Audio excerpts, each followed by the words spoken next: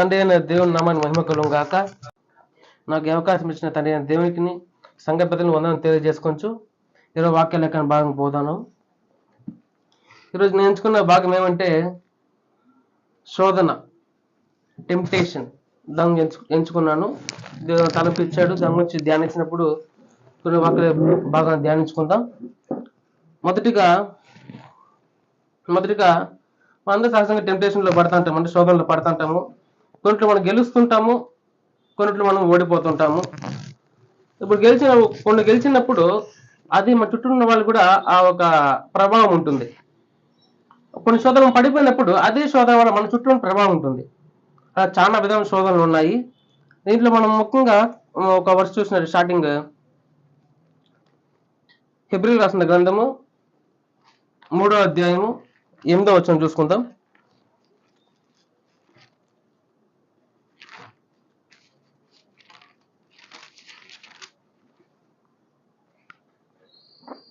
నేడు మీరు ఆయన శబ్దమును వినిన ఎడల అరణ్యములో శోధన దినమందు కోపము పుట్టించినప్పటి వలె మీ హృదయములను కఠినపరచుకొనకుడి.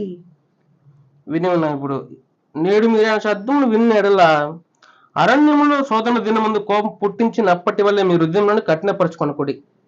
ఇది ఒక వార్నింగ్ వర్స్ లాగే ఉంది చెప్పాలని డైరెక్ట్ గానే. ఈ వాక్యం బేస్ చేసుకొని ఈరోజు మనం వాక్య భాగం పోతున్నాం. ఎందరైతే ఇది శోధనలో కఠినపరచకుండా ఉన్నారో, ఎందరైతే కఠినపరచకుండా దేవుడు చెప్పిన హృదయాన్ని మార్చుకున్నారో కొన్ని భక్తుల గురించి పాత నిబంధన చూసుకుందాం.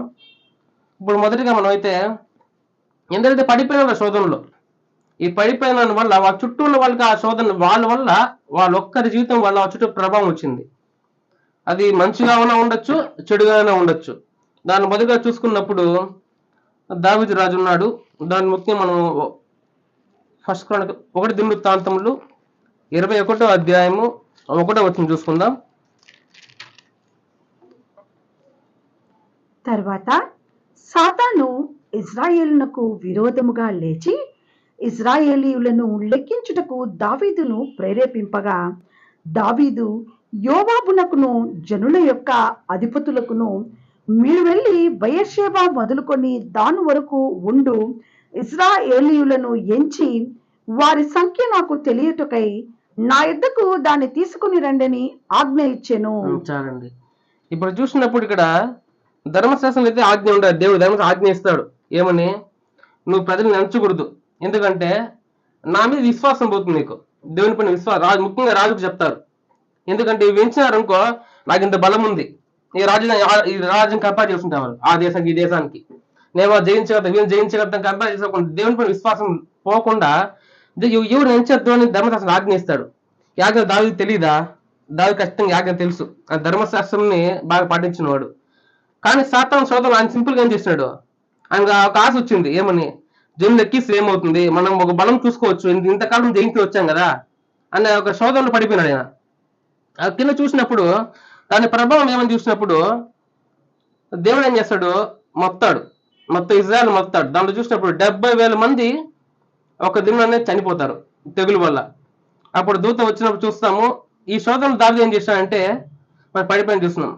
అతనికి వచ్చిన ఒకేక శోధన అతని చుట్టూ ఉన్న ప్రజలకు ఏం చేసింది, ప్రాణానికి కలిగించి దేశంలో గొప్ప నష్టం కలిగించింది. ఇది మనం చూస్తున్నాం మొదటిగా. రెండవది చూసినప్పుడు బాలాకు చూస్తున్నాం. బాలాక్ ఆయన బిలాం రాజు కింద ఉంటాడు. ఆయన మోయాబు దేశపు రాజు కింద దేశంలో ఉంటాడు బాలాకు.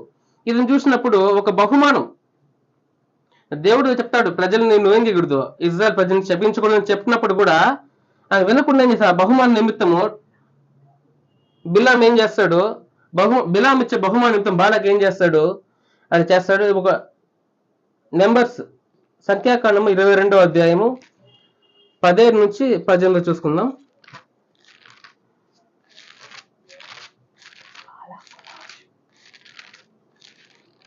సంఖ్యాకాండము 22వ అధ్యాయము 17-18 వచనాలు.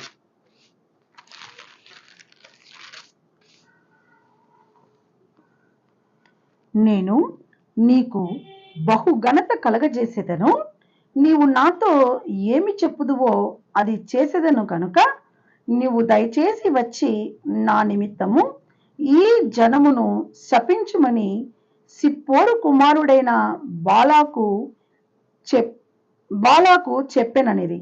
అందుకు బిలాము, బాలాకు తన ఇంటిడు వెండి బంగారములను నాకిచ్చినను కొద్ది పని అయినను గొప్ప పని అయినను చేయునట్లు నేను నా దేవుడైన యెహోవా నోటి మాట మీరలేను.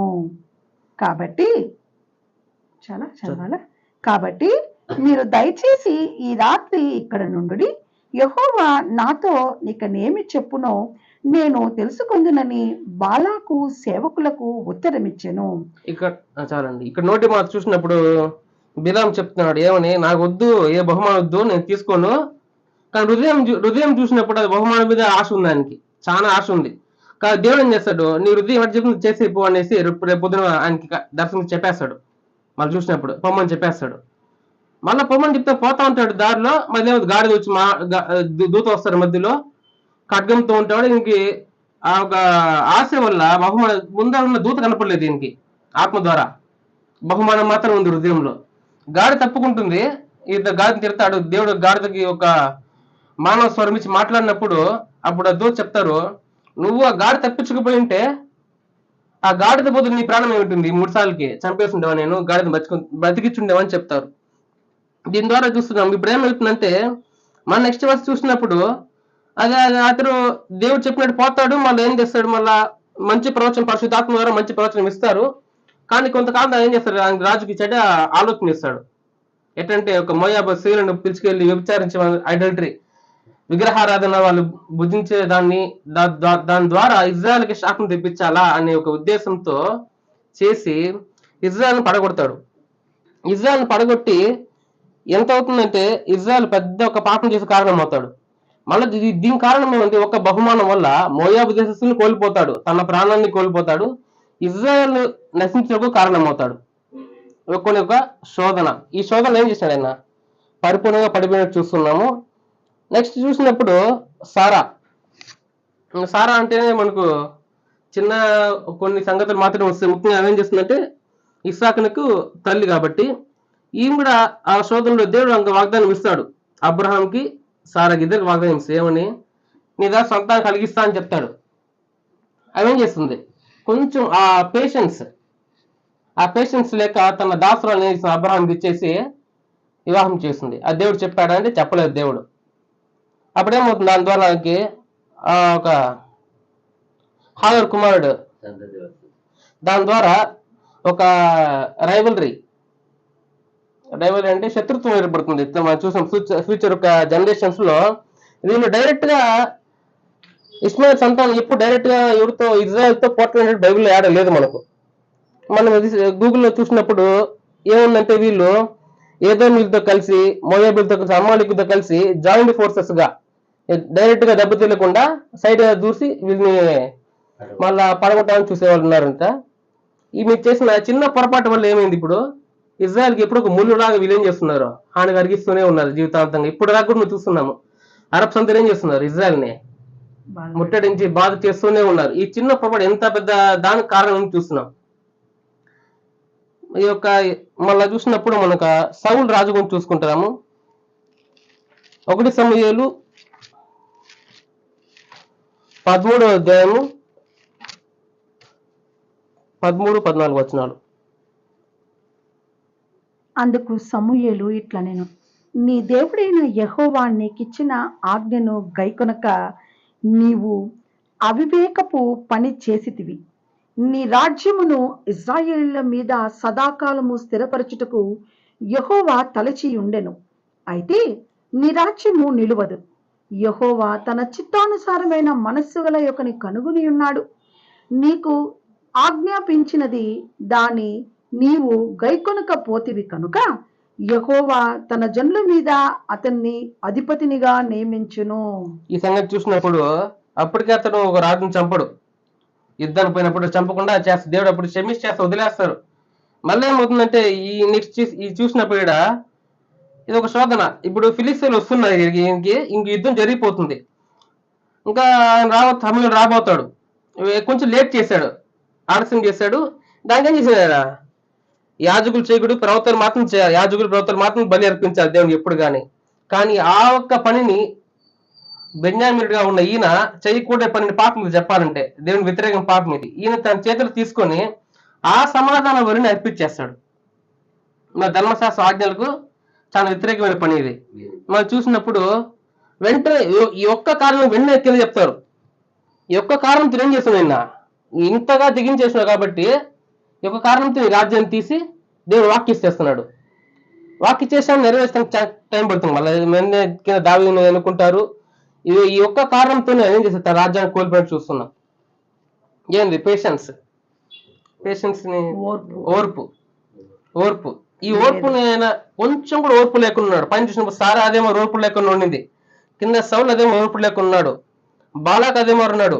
దావీదు కూడా ఏం చేసినాడు, కొంచెం ధర్మశాస్త్రం పరిశీలించి ఆమె గైకూరు ఉంటే ఓపికగా ఆలోచించుంటే ఆ పాపం చేయకుండా ఏం చేస్తుండే వాళ్ళ తమ ప్రజలను తమ ప్రాణములను ఇంతవరకు చూస్తున్నాం. ఇంక చూసినప్పుడు ఆకాను మనకు తెలిసిందే ఎంత పెద్ద పాపం చేశాడో.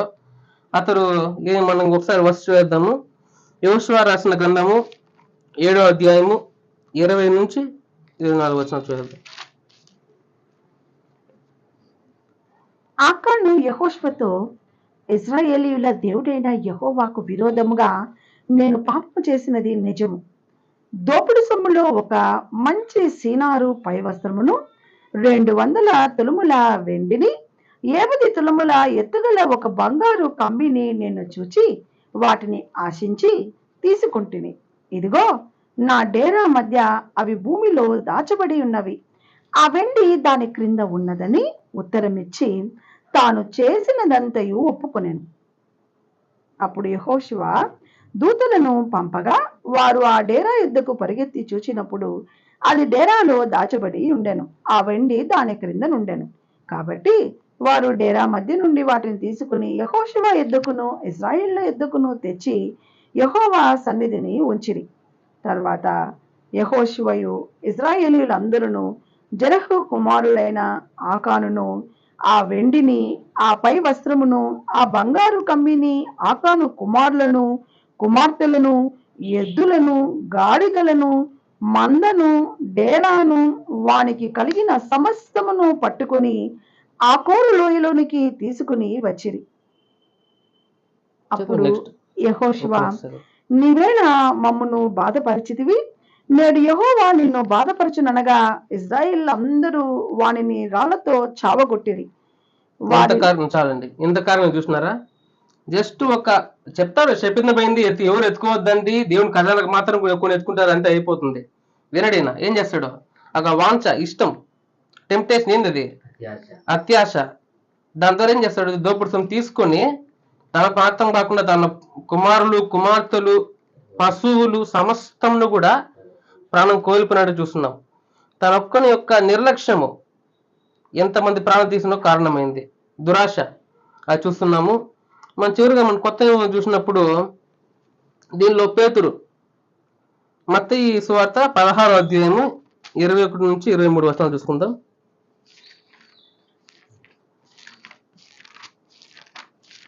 ఇద్దరు ప్రభువుని ఆపుతాడు దేవుని చిత్తం జరిగించకుండా.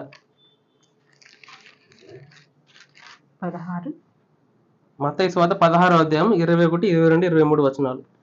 అప్పటి నుండి తాను యెరూషలేమునకు వెళ్ళి పెద్దల చేతను ప్రధాన యాజకుల చేతను శాస్త్రుల చేతను అనేక హింసలు పొంది చంపబడి 3వ దినమున లేచుట అగత్యమని యేసు తన శిష్యులకు తెలియజేయ మొదలుపెట్టగా పేతురు ఆయన చేయి పట్టుకొని, ప్రభువా, అది నీకు దూరమవును గాక, అది నీకెన్నడూ కలగదని ఆయనను గద్దింపసాగెను. అయితే ఆయన పేతురు వైపు తిరిగి, సాతానా, నా వెనుకకు పొమ్ము, నీవు నాకు అభ్యంతరకారమై ఉన్నావు. నీవు మనుష్యుల సంగతులని తలంచుచున్నావు గాని దేవుని సంగతులని తలంపకయున్నావని పేతురుతో చెప్పెను. ఇదే విధంగా అండి, ఇప్పుడు పేరు చూసినప్పుడు ఆయన దేవుని చిత్తం చేయడానికి వచ్చాడు. ప్రభు నెరవేర్చడం చాలా సిద్ధపడి ప్రార్థన చేస్తున్నాడు. ఆయన శిష్యులు అపోస్తులుగా ఉన్న పేతురు ఒకే మాటతో ఏం చేస్తున్నాడు, ఆయన్ని కదులుకుంటున్నాడు. ఏమని, నువ్వు చావకూడదు, ఖచ్చితంగా చావకూడదు, మాత్రమే ఉండాలా, మాతో జీవించాలని చేస్తున్నాడు. దీని ద్వారా ఏం చూస్తున్నాం అంటే, ప్రభు అందరూ చెప్పున్నాడు మనుషు కుమారుడు వస్తాడు, చనిపోతారు అని చాలా సార్లు చెప్తున్నారు. కానీ ఏం చేస్తారు, ఆలోచించదు ఆ విషయాన్ని. ప్రభు మాతో ఉండాలా, ప్రభు మా నిమిత్తమే బతకాలని ఆలోచించి తన శరీర యొక్క ఆశ నెరవేర్చుకున్నటకు ఏం చేస్తున్నాడు చెప్పాలి. ఫస్ట్ థింగ్స్ అంటే నువ్వు మనుషుల సంగతులను తలచుచున్నావు గాని దేవుని సంగతులను తలంపక ఉన్నావని పేతురుతో చెప్పాను. ఆ ప్రభు ప్రవచనాలు చూపించి నెరవేర్చాలని చెప్తున్నావు, ఏం చేస్తున్నాడు ఆయన దానికి గ్రహించుకున్నాడు. ఈ విషయం చూస్తున్నాము. వీళ్ళందరూ ఏం చేసినారు, తమ కలిగిన శోధనలో పడిపోయినట్టుగా చూస్తున్నాము. ఇప్పుడు ఒక 6 మంది చూసినాము, నెక్స్ట్ ఇంకా 6 మంది చూద్దాము. ఎందరైతే శోధనలు జయించారో ఇదే వాళ్ళ శోధనలు వచ్చినాయి, కానీ వీళ్ళందరూ ఆ శోధనలు జయించారు. ఇదే విధంగా దావీదు ఒక సందర్భంలో పడిపోయినాడు, అదే ఒక సందర్భంలో అదే విధంగా శోధనను జయించగలుగుతాడు. అది చూద్దాం ఒకసారి. 1 సమూయేలు 30వ అధ్యాయము 1 నుంచి 5 వచనాలు.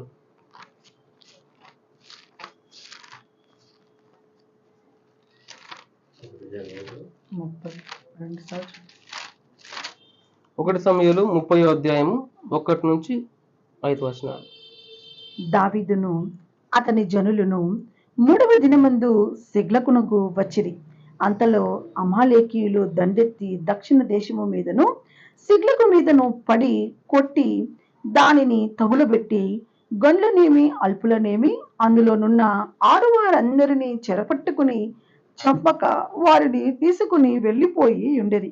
దావీదును అతని జనులను పట్టణమునకు వచ్చి అది కాల్చబడి ఉండుటయు తమ భార్యలను కుమారులను కుమార్తెలను చెరలోనికి కొనిపోబడి ఉండుటయు చూచి ఇక ఏడ్చుటకు శక్తి లేకపోవునంత బిగ్గరగా ఏడ్చిరి. ఇశ్రాయేలీయురాలైన చాలండి. ఇప్పుడు చూసినప్పుడు ఆయన సౌలు దగ్గర పారిపోయి ఫిలిస్తీన్లకు వెళ్ళిపోతాడు. ఆ సందర్భం చూసినప్పుడు వాళ్ళ ఫిలిస్తీన్లు ఇజ్రాయెల్ యుద్ధం పోతున్నారు. అప్పుడు వాళ్ళ ప్రధానం చెప్తారు, ఇప్పుడు సౌలు దేంతో సమాధాన పడతాడు, మన తలంలో వాళ్ళకి ఇస్తేనే సమాధాన పడతాడు సౌలు దగ్గర, ఖచ్చితంగా సౌలు మనతో దావీదు మనతో రాకూడదు అని చెప్పేసి దావీదుని సగం దూరం వచ్చాను మళ్ళీ తిరిగి పంపించేస్తారు. ఇప్పుడు ఏం చేస్తారంటే ఆ టైంలో అమాలేకీయులు వీళ్ళున్న స్థలం పైన వచ్చి సిక్లగ్ అనే పట్టణం మీద వచ్చి అందరిని చెరపడి ఆ పట్టణాన్ని కాల్చేసి వెళ్ళిపోతారు. ఇది వచ్చినప్పుడు ఈ సందర్భం చూసినప్పుడు ప్రజలందరూ చంపాలని చూస్తారు. ఆ సందర్భంలో అతని బంధువులు అతనితో ఉన్న వాళ్ళందరూ కలిసి అతను అంత టెన్షన్ అయిపోతుంది, మెంటల్ టెన్షన్ అయిపోతుంది. అంత టెన్షన్ లో కూడా ఆయన ఓపిగ్గా ఓర్పు కలిగి ఎంత నిదానించి ఆలోచించి ఊరిము తుమ్మిము అనే సభ్యులు చూసినాం ఒకసారి, దాన్ని తిరమని చెప్పి దేవుని కనుక్కుంటాడు, నేను వెళ్ళాలి వెళ్ళకూడదా. మొదటిసారి దేవుడు వెళ్ళమని చెప్తాడు, జయిస్తామని చెప్తాడు. మళ్ళీ ఇంకా అనుమానం విజయం చేసి సెకండ్ టైం మళ్ళా క్లారిఫికేషన్ సెకండ్ టైం అడతారు. మళ్ళా వెళ్ళమని చెప్పినప్పుడు వెళ్ళి వాళ్ళందరినీ జయించి తన భార్యలను పిల్లలను కాదు ఆస్తి, ఆ రాజులు ఎంతమంది ఆస్తి అన్ని కొల్లగొట్టుకు వచ్చి తిరిగి అందరిని అప్పగిస్తాను చూస్తున్నాం. ఇందుకు సందర్భంలో దావీదు ఏం చేసినాడు, ధర్మశాస్త్రంలో కొంచెం ఓర్పుగా పరిశీలించక ఆ టెంప్ట్ పడిపోయినాడు. ఈ చూసిన ఇదే దావీదు ఓర్పుగా ఉండి ఆ ఒక సందర్భంలో ఒక సందర్భాన్ని తేలిగ్గా చూసినట్టు సాల్వ్ చేసిన చూస్తున్నాము. రెండోదిగా చూసినప్పుడు దానియేలు గురించి చూసుకుందాము. దానియేలు ఒక గ్రంథము 2వ అధ్యాయము 24వ వచనము.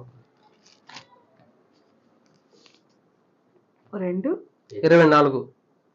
ఇట్లుండగా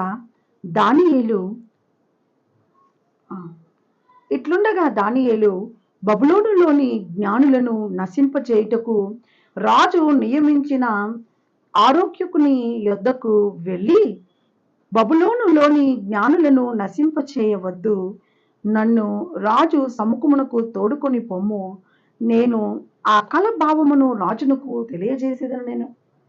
చాలండి. ఇక చూసినప్పుడు దానియేలు ఏం చేస్తున్నాడంటే, ఇప్పుడు ఒకరు చంపేదానికి వస్తున్నాడు, మన ప్రాణం ఏం ఫస్ట్ మనము రక్షించుకోవాలా. ఇంకెన్ని ఆప్షన్స్ ఉన్నాయండి, ఆడ పారిపోయి ఉండొచ్చు.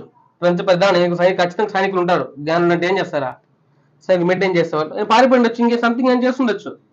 ఆప్షన్ ఎన్నుకోవాలా. వీళ్ళు సహోదరులు ఆయన స్నేహితులు ఉన్నారు, అందరు ఉన్నారు, వాళ్ళ ఏం చేస్తున్నారు, వెంటనే రాజు కోసమా ఫస్ట్ ఏం చేసినవా చంపడం ఆపేసి నేను దేవుడిని చేస్తాను, నేను దేవుడి దగ్గర ఆలోచించి నీకు సమాధానం చెప్తాను.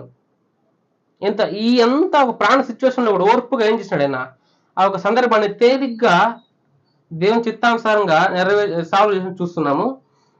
అదే కింద రెండో చూసినప్పుడు నెహెమ్యా గురించి చూసుకుందాము. నెహెమ్యా 6వ అధ్యాయము 2-4 వచనాలు. 2 నుంచి 4 వచనాలు.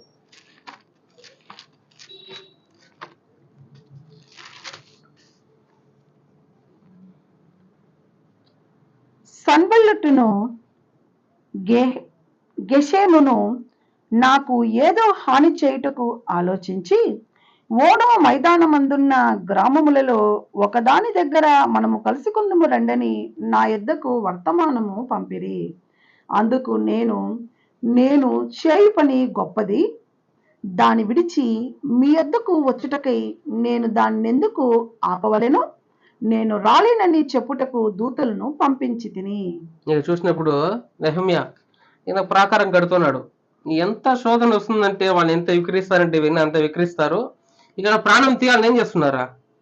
2-3 సార్లు కబురు చేద్దాం రా, ఇంకా మనం మాట్లాడుకుందాం, ఇంకా సాల్వ్ చేద్దాం అన్నట్టు పిలుస్తున్నారు. ఏం చేసి పిలిస్తే అతనికి హాని చేద్దాము, చంపేద్దాము. ఆ 2-3 సార్లు ఎవరైనా ఒకసారి ఓకే, 2-3 సార్లు చేస్తున్నారు రిపీటెడ్ గా ఆయన్ని పిలుస్తే ఇంకేం చేసి ఇంత ఓర్పుగా ఉండి మనకి ఏది ప్రాముఖ్యత గ్రహించి ఏం చేస్తున్నాడు ఆ సందర్భంలో దేవుని యొక్క పనిని ఏం చేస్తున్నాడు ఓర్పుగా గ్రహించి ఎంత ఒక గోడ కట్ట లేకుండా ఎంత ఆటంకపరిచా కూడా దాన్ని పూర్తి చేసి దేవుని ఒక చిత్తం ఏం చేస్తున్నాడు ఆయన ఒక విశ్వాసం స్థిరపరచుకుని నిరూపించి చూస్తున్నాము.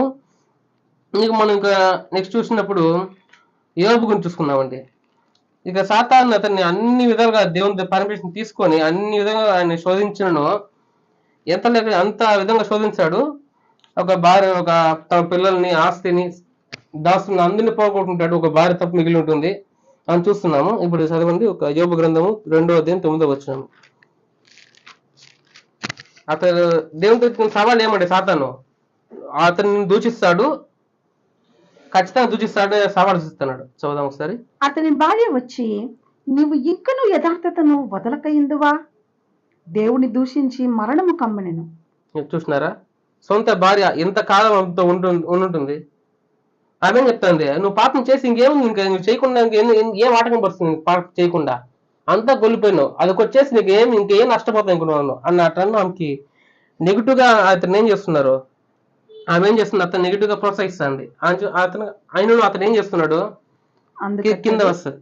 అందుకతడు మూర్ఖురాలు మాట్లాడునట్లు నీవు మాట్లాడుచున్నావు, మనము దేవుని వలన మేలు అనుభవించుదుమా, కీడును మనము అనుభవింప తగదా అనెను. ఈ సంగతులలో ఏ విషయమందును యోబు నోటి మాటతోనైనను పాపము చేయలేదు. చూస్తున్నారా? అతను దేవుని డౌట్ పడినాడు ఎందుకు అనుభవించాడనేసి, కానీ దేవుని ఏం చేస్తున్నాడు, అతను నెగిటివ్ గా ఎప్పుడు గానే మాట్లాడినట్టు ప్రతి సందర్భంలో చూస్తున్నాము. దేవతంగా మళ్ళీ అతను దాన్ని చూసిన దాని తర్వాత దేవుడు ఏం చేసినాడు, అతను అంటే ఆశీర్వదించి మల్టిపుల్ గా అతని పిల్లల్ని ఆస్తిని రెండింతలుగా ఏం చేస్తున్నాడు, అన్నిటిని ఆశీర్వదించి చూస్తున్నాము. మనం ఒక 5వ చూసినప్పుడు సౌలు గురించి చూసుకున్నామండి. అపోస్తలుడైన పౌలు గురించి చూసుకున్నాం. 2 కొరింథీ 11:26. 11:26.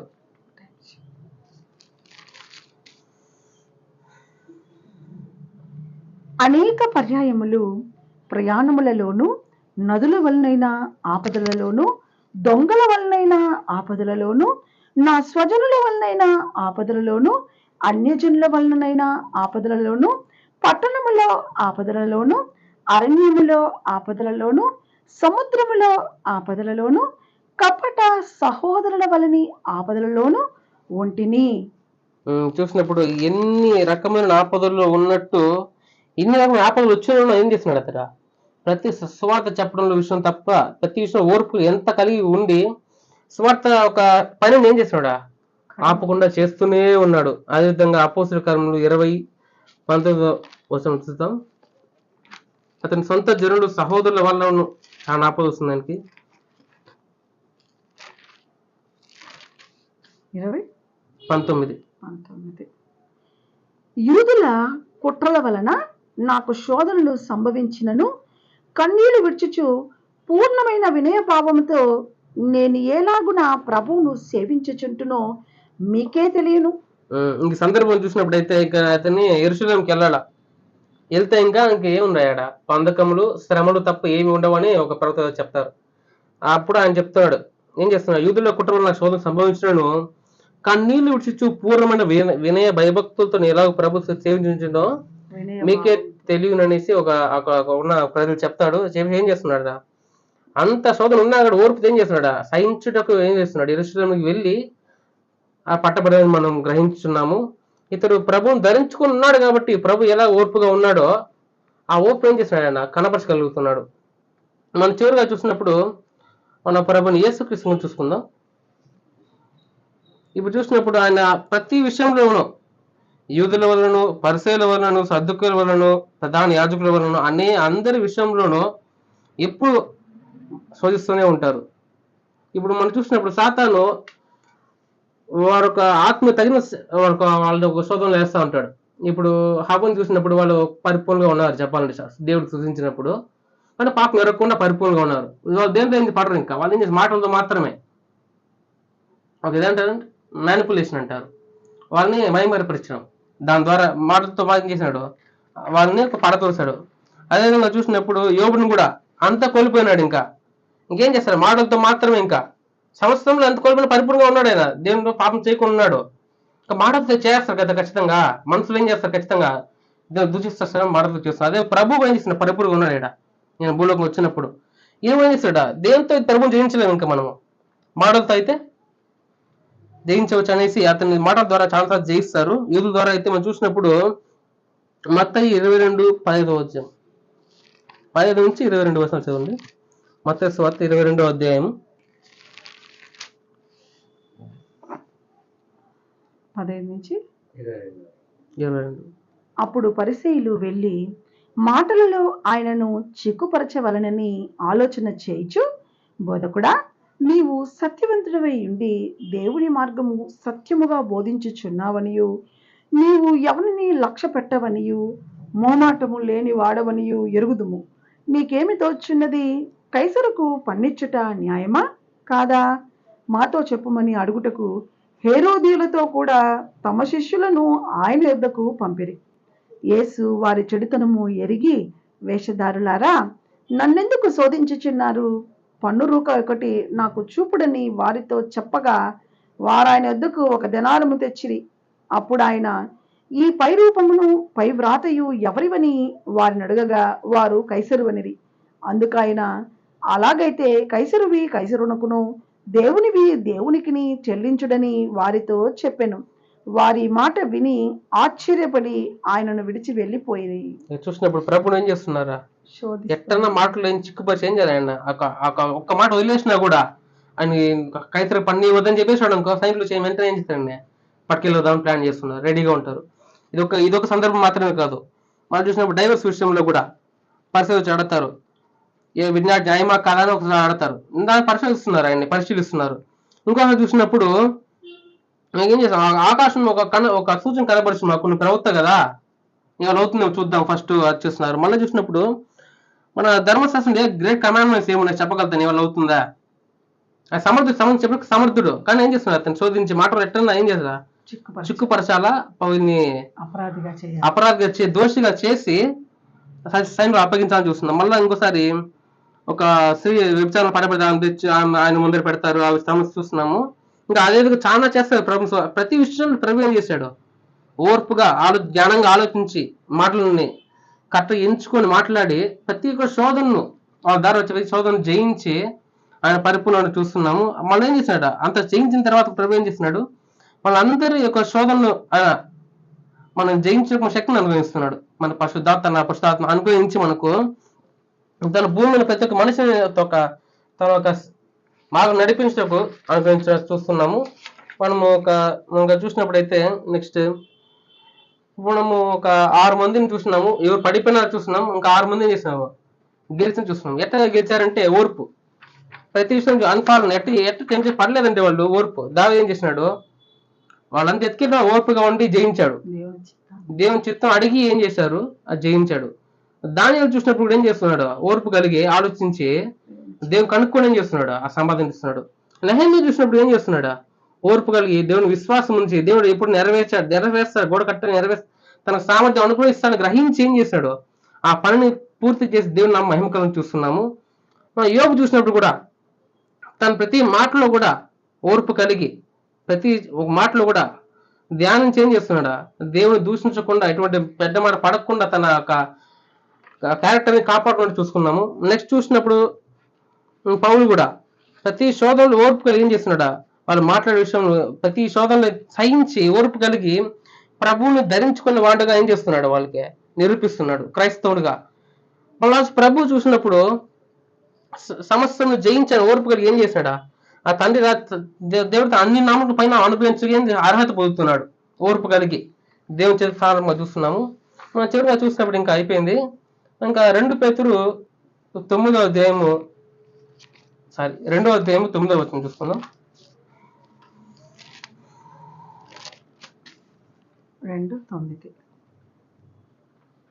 భక్తులను శోధనలో నుండి తప్పించుటకును దుర్నీతి పరులను ముఖ్యముగా మలినమైన దురాశ కలిగి శరీరానుసారముగా నడుచుకొనుచు ప్రభుత్వమును నిరాకరించుచు శిక్షలో ఉంచబడిన వారిని తీర్పు దినము వరకు కావలిలో ఉంచుటకును ప్రభువు సమర్థుడు. చాలండి. ఇక్కడ ఏం చూస్తున్నామా, భక్తులను శోధనలో నుండి తప్పించుటకును. అక్కడ యోబు గురించి కాంటెక్స్ట్ వస్తుంది. చూసినప్పుడు ఎంత శోధనలో అతనున్నాడు, అది తప్పించాడు కదా. అదే విధంగా ఏం చేస్తున్నాడు ప్రభు ఈడ ప్రతి ఒక్క భక్తులను తన భయభక్తులు అందరినీ తప్పించే సమర్థులను చూస్తున్నాము. మనం యాకోబు 1వ అధ్యాయం 2, 3, 4 వచనం చూసుకుందాం. ఆయన తప్పించిన కారణం ఏమవుతుంది? నా సహోదరులారా, మీ విశ్వాసమునకు కలుగు పరీక్ష ఓర్పును పుట్టించునని ఎరిగి మీరు నానా విధములైన శోధనలో పడినప్పుడు అది మహా ఆనందమును ఎంచుకొనుడి. మీరు సంపూర్ణులను అనునాంగులను ఏ విషయంలోనైనను కొదవలేని వారినై ఉండున్నట్లు ఓర్పు తన క్రియను కొనసాగింపనీయుడి. చూస్తున్నా ఏం చెప్తున్నారు, మీ విశ్వాసం కలుగు పరీక్ష ఓర్పుని పుట్టించని ఎరిగి మీరు నానా విధముల శోధనలో పడినప్పుడు అది మహా ఆనందం ఎంచుకున్నాడు. ఇప్పుడు మన శోధనలో పడుతున్నామంటే ఏం నెక్స్ట్ దానివల్ల ఏం నేర్చుకుంటున్నాం, ఏం చేశారా, దానివల్ల ఇంత బాధపడినాను, ఇంత సహించాను, నాకు ఇంత లాభం వచ్చినది ఏంటంటే ఓర్పు. మనం ఏం ఒక లాభం పొందుకుంటా ఉంటే శోధన వల్ల ఓర్పు. మన ప్రతి శోధనలో జయించి ఓర్పు కలిగి ఎలాగ నెహమ్యా ఉన్నాడు, ఆ గోడ కట్టేంత వరకు కూడా ఏంది ఓర్పు కలిగి ఉన్నాడు. దాని ఎటువంటి వాళ్ళొక నిందలకు ఏం పడిపోలేదు. యోబుని చూస్తున్నాము, దేనికి పడిపోలేదు, ఆయన పెద్ద ఓర్పు కలిగి ఉన్నాడు లాస్ట్ దాకా కూడా. ప్రభువుని చూస్తున్నాం, ఆయన ఓర్పు కలిగి ఉన్నాడు. దావీదు చూస్తున్నాం, ఓర్పు ఎంత కఠినమైన శ్రమ వచ్చినా కూడా ఓర్పు నిదాన్ని ఆలోచిస్తున్నాడు. ఓర్పు కలిగి ఆలోచించినప్పుడు ఏమవుతుందంటే మీరు అది మహా ఆనందం ఎంచుకోండి. ఎందుకు ఆనందం ఎంచుకోవాలంటే దేని దారి తీస్తున్నట్టు పోను మీరు సంపూర్ణ అనునాంగులను ఏ విషయంలోనైనా కొదువులేని వారు ఉన్నట్లు ఓర్పు తన క్రియను కొనసాగిపోయేవాడి. మనం ప్రతి ఏ శ్రమం వచ్చేసి ఇంకేం చేస్తాం, ఆటోమేటిక్ ఓర్పు అలవాటు అయిపోయింది అనుకో, ఇంకా మనము ఏ క్రియలో సంపూర్ణ అయిపోతాం. ప్రతి క్రియ కానీ ఆత్మీయ శారీరక ఏ విషయంలో కానీ ప్రతి విషయం జయిస్తూనే ఉంటాం. ప్రతి ఒక్క శోధన ఏం చేస్తాం, ఓర్పు ద్వారా జయిస్తూనే ఉంటాం. ఈ ఓర్పు కంటిన్యూస్ గా మనం మన జీవితం అలవాటు చేసుకుని ఇష్టం అనుకో, అవలంబించేసినాం అనుకో, దాని గురించి బహుమానం ఉంటుందండి. ఒక ప్రకటన గ్రంథము 3వ అధ్యాయము 10వ వచనం. ఎట్లయితే మనం జీవించిన కాలంలో భూమి మీద ప్రతి ఒక్క శోధన జయించి ఓర్పు నేర్చుకున్నామో, అవలంబించేసినామో, దానికి బహుమానం మనం ప్రభుగిస్తాడు. చదువుకుందాం. నీవు నా ఓర్పు విషయమైన వాక్యమును గైకొంటివి కనుక భూనివాసులను శోధించుటకు లోకమంతటి మీదకి రాబోవు శోధన కాలములో నేను నిన్ను కాపాడదను. చూస్తున్నారా, ఇప్పుడు భూమి మీద మన చివరి కాలంలో ఉన్నామని గ్రహిస్తున్నాము. ఇప్పుడు లోకమైన శ్రమ రాబోతుంది. ఒక్కొక్క సంగతి ఏం చేస్తున్నాయా, టైటన్ అవుతూనే ఉన్నాయి, రఫ్ అవుతూనే ఉన్నాయి. ఇంత సంగతులు ప్రభు చేసి వాగ్దానం ఏం చేస్తున్నాడు, మీరు నా ఓర్పు విషయమైన వాక్యము గైకొంటివి గనుక భూనివాసులను శోధించుటకు లోకమంతటికి రాబో శోధన కాలములో నేను కాపాడేదను. ఎంత బలమైన వాగ్దానం కదండి ఇది. ఇప్పుడు మనం ఎవరు చూసినా ఓర్పు ఉండదు వీళ్ళకి. ఏమవుతుంది, ఒక ప్రతి సంవత్సరం ఒక టెన్షన్ ఏమవుతుంది, టెంప్ట్ అయిపోతారు.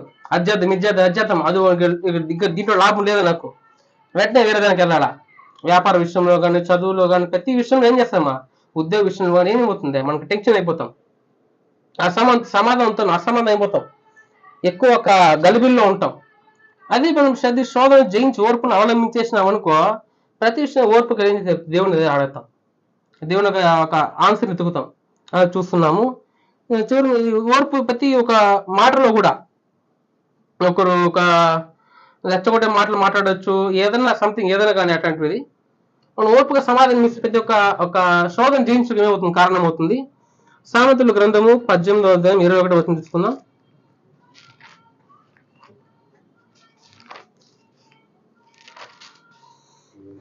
పద్దెనిమిది 21 సామెతలు. జీవ మరణములు నాలుక వశము, దాని ఎందు ప్రీతిపడువారు దాని ఫలము తిందురు. చూసారా, జీవమరణం నాలుక వశము, దాని యందు ప్రీతి పడువారు దాని ఫలము తిందురు అని చెప్పాను. ఎట్లుందంటే ఇది ఇప్పుడు ముందు చూసిన చెప్తున్నాను ముందే, సాతాను ఏం చేస్తున్నాడా, పరిపూర్ణ వారి శరీర శోధన తక్కువ, వాళ్ళు మాట ద్వారానే మాటగానే ఉంటుంది శోధన. అట్లా మనం ఏం చేస్తున్నాం ఇంకా చూసినప్పుడు అహ్వాను కూడా ఏం చేశాడు, వాడు మాటతోనే జయించాడు.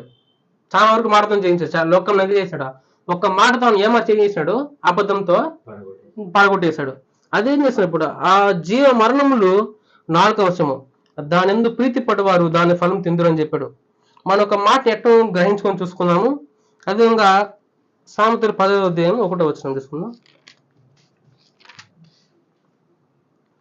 మృదువైన మాట క్రోధమును చల్లార్చును, నొప్పించు మాట కోపమును రేపును. చూస్తున్నారా, ఒక మృదువైన మాట ఎంత క్రోధం ఏం చేస్తుంది, చల్లార్చేస్తుంది. నొప్పించు మాట ఏం చేస్తుంది, కోపమును రేపును. ఒక సందర్భంలో ఉన్నాము, ఒక మృదువైన మాట ఎట్టుంది, మనం జర్నీ చేస్తున్నాం ట్రైన్లోనే, ఎవరో అడ్డంగా మాట్లాడతారు, వాడు సంథింగ్ బ్యాడ్ గా ఉన్నారు, మనం సాఫ్ట్ డీల్ చేసిన ఏమవుతుంది, అయిపోతుంది. ఇద్దరి మధ్య ఏమవుతుంది, వాడు బ్యాడ్ గా ఉండొచ్చు, మనం డీల్ చేసే విధానం ఏమవుతుంది, కంట్రోల్ అయిపోతాం, గొడవ ఉండదు. అదే వాడు ఒకరు రెచ్చిపోయి ఒక అదనమాట అన్నాడు, మనం క్రైస్తవులు వండుకొని ఓర్పును సహించి లేకుండా ఇంకో మాట వేసినాం లోకస్తులాగా అనుకోండి, అదేమవుతుంది, లోక సంబంధమైన ఏమవుతుంది, అది టీటీ వస్తాడు, మన పోలీస్ వస్తాడు, అంత ఏమవుతుంది, అలాగే వెళ్ళిపోతుంది. ఒక చిన్న ఎగ్జాంపుల్ చూసినాము.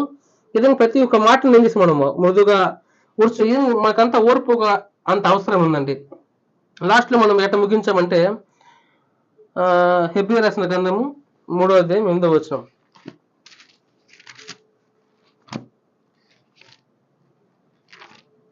మళ్ళా మనం మళ్ళీ అదే విధంగా మునుపట్లాగే మన నోటి మాటలను కానీ హృదయ ధ్యానం కానీ దేవునికి ఇష్టకరం లేకపోతే ఏమవుతుంది చూద్దాం ఒకసారి. నేడు మీరు ఆయన శబ్దమును వినిన ఎడల అరణ్యములో శోధన దినమందు కోపం పుట్టించినప్పటి వలె మీ హృదయములను కఠినపరచుకొనకుడి. ఇదే అండి లాస్ట్ లో ఏమవుతుంది అనుకో, వార్నింగ్ లా అయిపోయింది. ఏమింది, ఇంత జీవించి కూడా ఒక్కరో ఓర్పు నేర్చుకోకుండా లేకుండా ప్రభువుని ఎప్పుడు దుఃఖపడుతూనే ఉన్నాం, మనకు ఏమవుతుంది, కోపం పుట్టించేస్తాం. ఆ కోపం పుట్టిస్తే ఏమవుతుంది, మనకు శాపం వస్తుంది, నాశనం వస్తుంది. దీన్ని పొందుకోకున్నట్లు ప్రతి శోధనలో ప్రతి విషయం ఓర్పు కలిగి జీవించి దేవుడు అనుకున్న తండ్రి దేవుని రాజ్యంలో చేరినట్లు తండ్రి మనకు కృప అనుగ్రహించిన దాకా విన్న వాక్యం అందరికీ వందనాలు చెల్లిస్తున్నాను.